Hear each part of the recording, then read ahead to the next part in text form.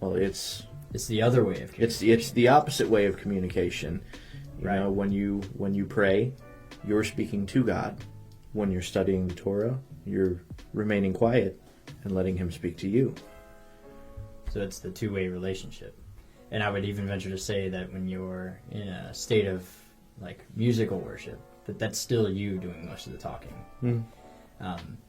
And there's also a danger that comes with the overemphasizing the emotional side of musical worship, where you think that God is speaking to you, and it could just be an oversensitive, overhyped sense of emotion, versus the very real study of God's nature and His will, and discerning, what His will is. Yeah.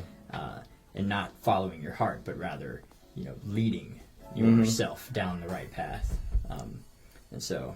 Yeah, I mean, you can have the instances where, in the middle of a worship service, and somebody feels convicted, and I'll use that word in quotations, to do something or say something to somebody else or give a certain amount of money to something else. And not that that's not good, but don't tell me God spoke to you.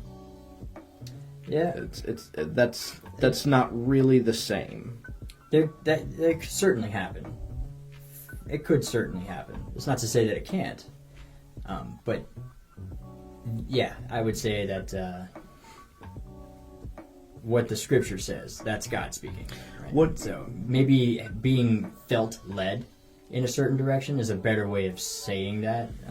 What I kind of like to relate it to is this.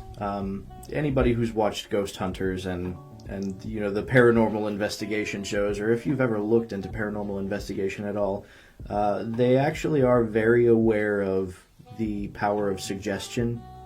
And so if you ever read like a how-to guide on how to do that, what they're going to explain is if you feel something and you want to know if those around you are experiencing the same thing, be as vague as you can. Don't even ask them if they felt something, because the power of suggestion is going to tell them that they did.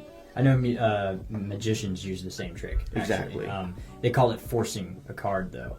So if they want you to pick the two of diamonds, just as an example, I know because David Blaine has a set of cards where the Queen of Hearts is holding in her hand the two of diamonds instead of like the sword on the. That's kind of cool. It's really cool, and so it's a little detail that nobody usually pays attention to, and so you force that card on them where they thought that they picked their card, right, and then they have the two of diamonds. They're using the power of suggestion, and then he pulls out the Queen, right, and gives it to you and says, "Is that your card?" Or say something like, "You're holding your card," and they're like, "No, it's not. This is the Queen." He goes, "No, she's holding your card." And they look like, "Oh, it's two of diamonds." But it's all the power of suggestion. And so magicians do it a lot. I know because I like to do some card tricks every once in a while. Yeah.